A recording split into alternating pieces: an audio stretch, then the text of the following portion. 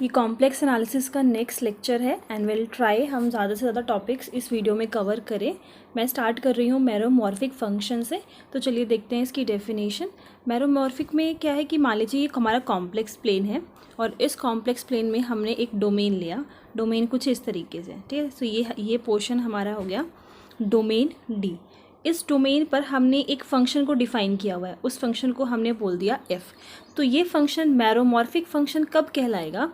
अगर आप इसमें से कोई सा भी पॉइंट सपोज करो z0 ले लेते हो, ठीक है, या z ले लेते हो, तो ये जो पॉइंट होगा z0 जो हमने कहाँ से लिया है, डोमेन से लिया है, या तो ये कोई रेगुलर पॉइंट होगा। रेगुलर पॉइंट बोलने से ये मतलब है कि इस पॉइंट पर फंक्शन जो है एनालिटिक होगा, या तो फिर अगर ये रेगुलर पॉइंट नहीं है, ये कोई सिंगुलैरिटी है, तो अगर ये कोई सिंगुलैरिटी होगी तो ये रिमूवेबल सिंगुलैरिटी होगी, रिमूवेबल सिंगुलैरिटी।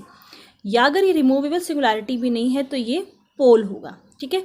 आप लोगों ने मैरोमॉर्फिक की डेफिनेशन ये पढ़ी होगी कि मैरोमॉर्फिक फंक्शंस जो होते हैं वो कैसे होते हैं, एनालिटिक फंक्शंस होते हैं।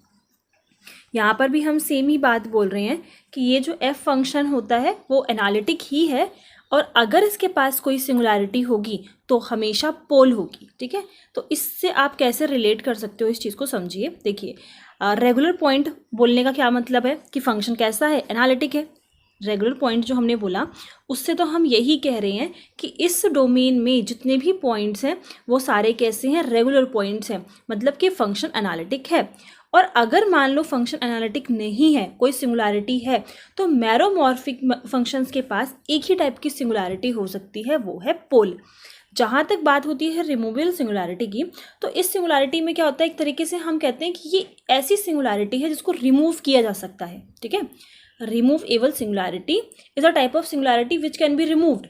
तो ये जो है एक तरीके से जब रिमूव की जा सकती है तो मतलब रेगुलर पॉइंट में कंसिडर कर लो, या फिर ये बोल दो कि ठीक है फंक्शन उस पर एनालिटिक होगा, तो बचा क्या, पोल। तो इस पे सिर्फ एक ही टाइप की सिंगुलैरिटी होगी, वो है पोल।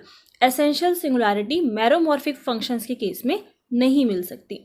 तो उसी चीज़ को हमने थोड़ा सा रीअरेंज करके डिफाइन किया है कि अगर आप ये कोई पूरा कॉम्प्लेक्स प्लेन है, इस कॉम्प्लेक्स प्लेन में हम किसी भी रीजन डोमेन डी की बात कर रहे हैं और उस डोमेन पर हमने कोई फंक्शन एफ जो है डिफाइन किया हुआ है और वो फंक्शन हर जगह पर एनालिटिक होगा, ठीक है। देखो, ज़रूरी नहीं है कि उसमें सिंगुलैरिटी हो ही, अगर सिंगुलैरिटी होती है तो कहते हैं कि पोल होनी चाहिए, अदरवाइज फंक्शन एनालिटिक भी है तो हम ज़रूरी नहीं कि हम उसको ये बोलें कि सिंगुलैरिटी हो ही उसमें, ठीक है। पोल टाइप की सिंगुलैरिटी हमें उसमें मिले ही मिले, ऐसा ज़रूरी नहीं है। फंक्शन एनालिटिक होता है हर एक पॉइंट पे, तो भी उसको मैरोमॉर्फिक कहा जा सकता है। आई होप ये क्लियर है। अब कुछ रिजल्ट हम देख लेते हैं इससे रिलेटेड।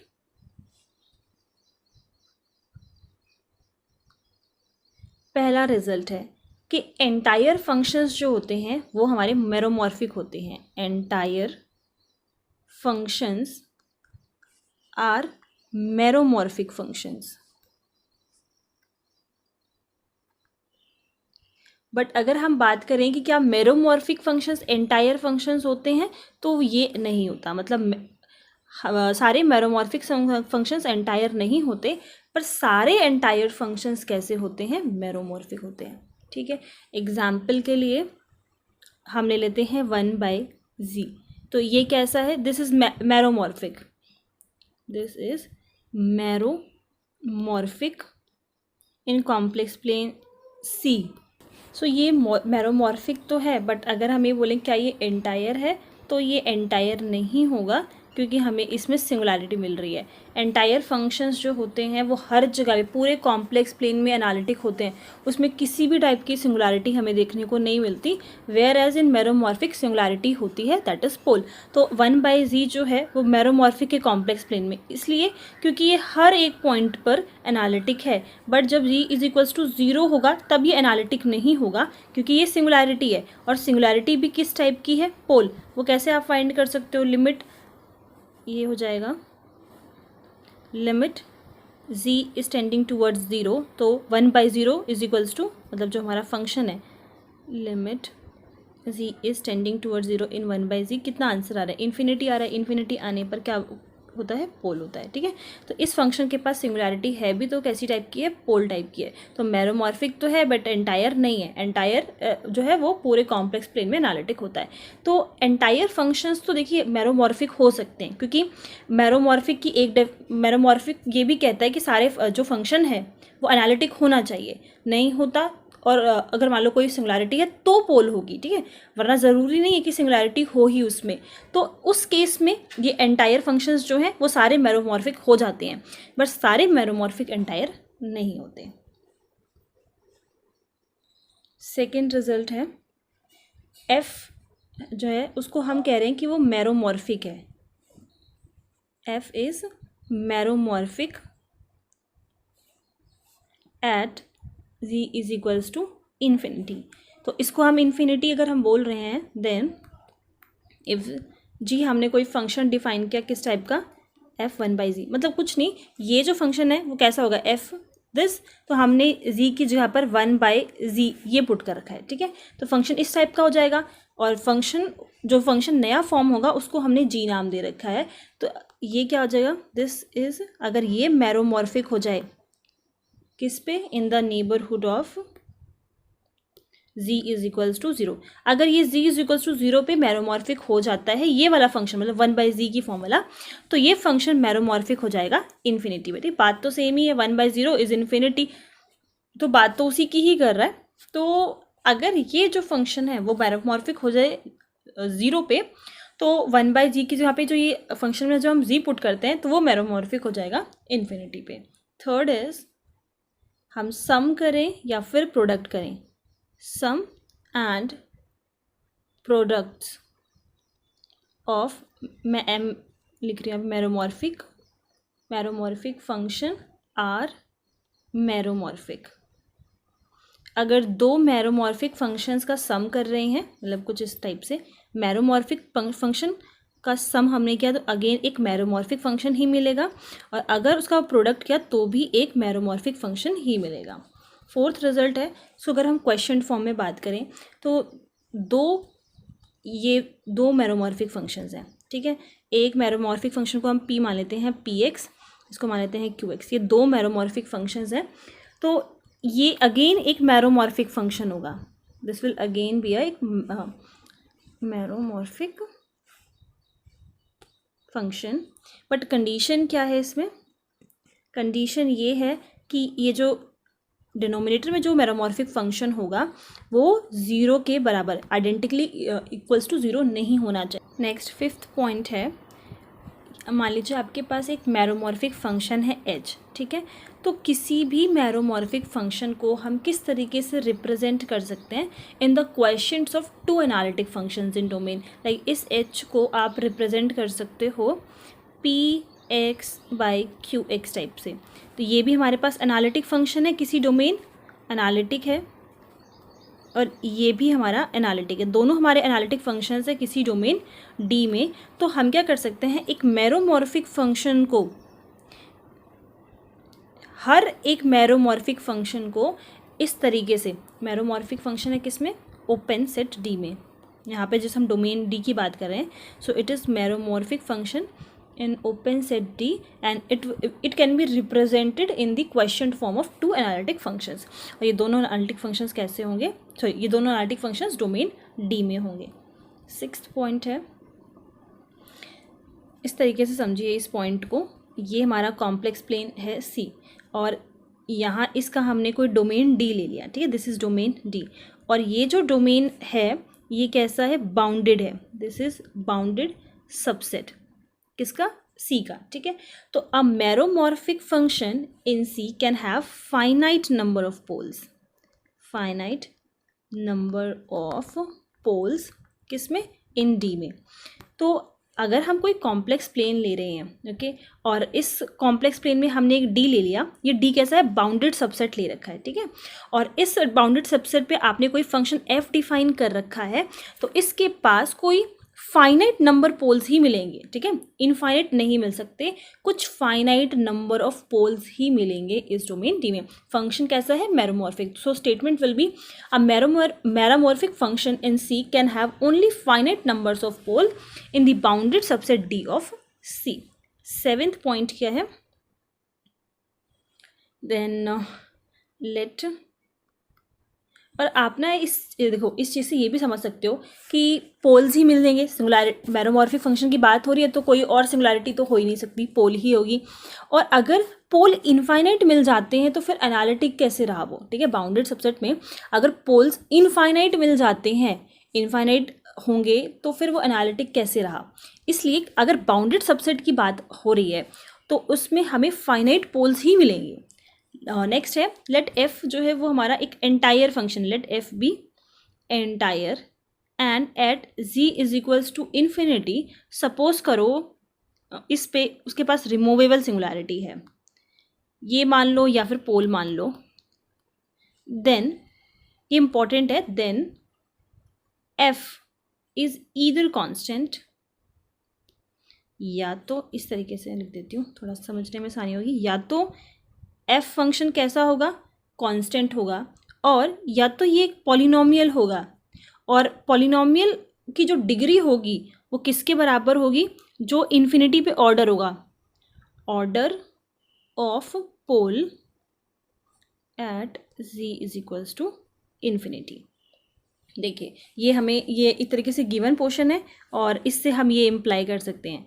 तो ये पॉइंट क्या कहता है कि एफ कोई एंटायर फंक्शन है, ठीक है। तो एंटायर फंक्शन है, इसका मतलब पूरे कॉम्प्लेक्स प्लेन में ये एनालिटिक रहेगा। बट अगर हम z is equals to infinity की बात करें, जब हम फाइनाइट कॉम्प्लेक्स प्लेन की बात करते हैं तो उसमें इन्फिनिटी इंक्लूडेड नहीं होता। जब हम उस कॉम्प्लेक्स प्लेन में इन्फिनिटी को इंक्लूड कर देते हैं तो उसको हम बोलते हैं कि ये एक्सटेंडेड कॉम्प्लेक्स प्लेन है, ठीक है। तो एफ फंक्शन तो एंटायर है, मतलब पूरे कॉम्प्लेक्स प्लेन में ये एनालिटिक है। बात करी जाए अगर इन्फिनिटी की, तो ये कहता है कि या तो इन्फिनिटी के पास रिमूवेबल सिंगुलैरिटी हो या तो फिर पोल हो। रिमूवेबल का मतलब वो रिमूव की जा सकती है, और पोल अगर होती है तो हम ये इम्प्लाई कर सकते हैं या तो वो फंक्शन जिसको हम एंटायर बोल रहे थे या तो वो कांस्टेंट है, ओके। या अगर कांस्टेंट नहीं है तो क्या होगा, वो एक पॉलिनोमियल होगा, और उस पॉलिनोमियल की अगर हमें डिग्री फाइंड करनी है तो डिग्री किसके बराबर होगी, जितना आपको ऑर्डर उस पोल पर मिल रहा होगा, ठीक है। इस चीज़ को ध्यान से समझिए, मतलब जो भी इस पॉइंट पर पोल अगर ये है तो कुछ ना कुछ ऑर्डर मिल रहा होगा उसका, तो जितना ऑर्डर मिल रहा होगा ना वही उसकी डिग्री कहलाएगी। जहाँ तक अगर हम बात करें रिमूवेबल सिंगुलैरिटी की, तो ये अभी मैंने बोला कि ऐसी सिंगुलैरिटी जिसको रिमूव किया जा सकता है। आप अगर कोई भी फंक्शन कांस्टेंट ले रहे हो, like f x equals to हम ए ले रहे हैं, इसका मतलब क्या है कि आप कोई भी पॉइंट इसमें पुट कर लो, हमेशा आंसर ए ही आएगा, ठीक है। तो इसके पास कोई सिंगुलैरिटी ही नहीं है। अगर इसको दूसरी वे में देखा जाए तो इसके पास क्या है, कोई सिंगुलैरिटी ही नहीं है। सिंगुलैरिटी ही नहीं है तो एक टाइप से रिमूवेबल सिंगुलैरिटी है, मतलब अगर है भी तो रिमूव की जा सकती है। बात करें अगर हम पोल की, तो पोल का केस क्या इम्प्लाई करता है कि जितना इस पॉइंट पे आपको ऑर्डर मिलेगा उतना ही पॉलिनोमियल मिल जाएगा, ठीक है। तो ये पॉइंट काफ़ी इंपॉर्टेंट है, आपको ध्यान रखना है। नेक्स्ट देखते हैं रैशनल फंक्शंस के बारे में।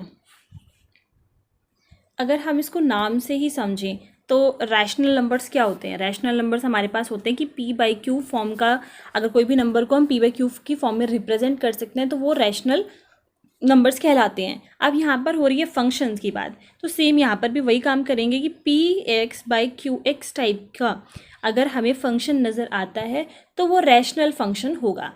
एंड ये जो पी एक्स और क्यू एक्स हम बात कर रहे हैं ये दोनों एक पॉलिनोमियल्स होंगे, ठीक है।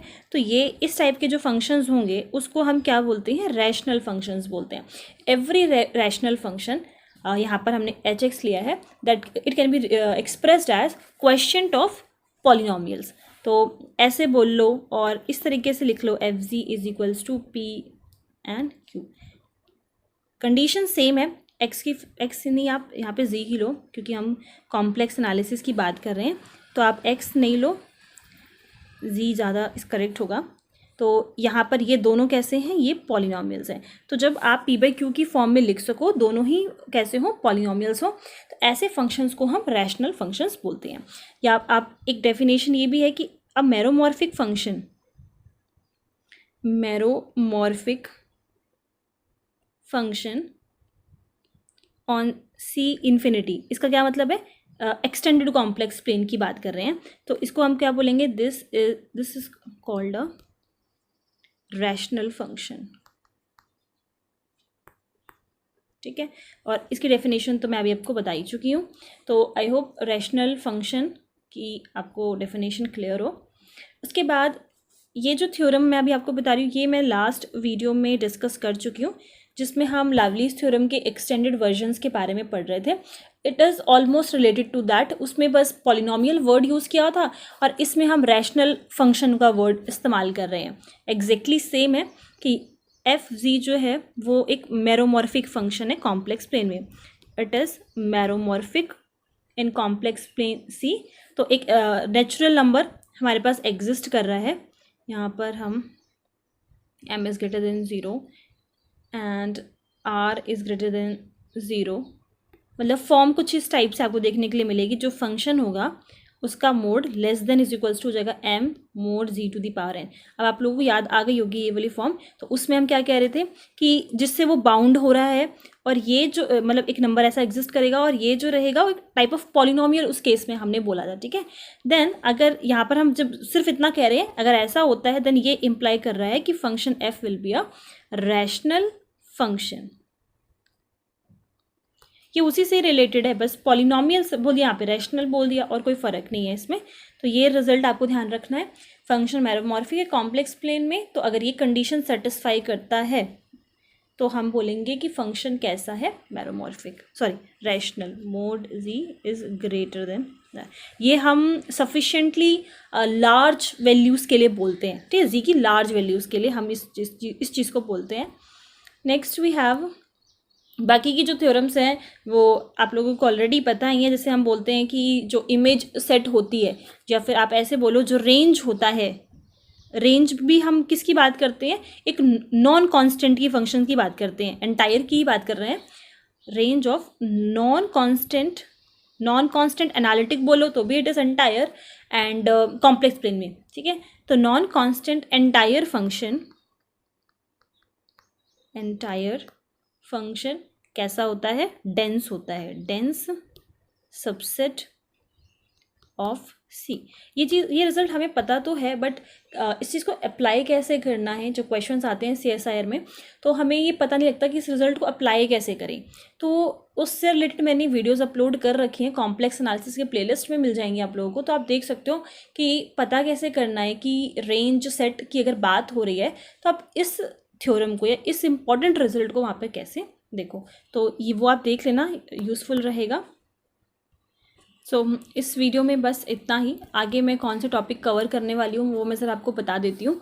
देखिए लास्ट वीडियो में मैंने bilinear transformations and conformal mapping के बारे में डिस्कस किया था, बट बाइलिनियर ट्रांसफॉर्मेशन में विच इज़ मोबियस ट्रांसफॉर्मेशन, उसमें कुछ रिजल्ट हमने डिस्कस किए थे कि मैपिंग अगर अपर हाफ प्लेन से यूनिट डिस्क में हो रही हो या फिर यूनिट डिस्क से ही यूनिट डिस्क में हो रही हो, तो कुछ रिजल्ट मैंने आप लोगों को बताए थे, बट कुछ रिजल्ट स्टिल अभी रहते हैं उसमें। सो मैं एक वीडियो और अपलोड करने वाली हूँ मोबियस ट्रांसफॉर्मेशन में। उसमें मैं सारी चीज़ें पहले जो मैं डिस्कस कर चुकी हूँ वो भी कुछ इंक्लूड कर दूँगी और कुछ नए रिजल्ट्स भी हैं उसमें, वो हम देखेंगे। एंड विल ट्राई कि मैं जितने ज़्यादा से ज़्यादा उसमें टॉपिक्स को कवर कर सकूं और इंक्लूड करेंगे।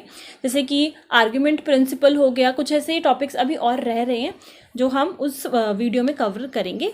एंड अगर यहाँ तक किसी को कोई प्रॉब्लम है तो आप लोग मुझसे पूछ सकते हो। And thank you.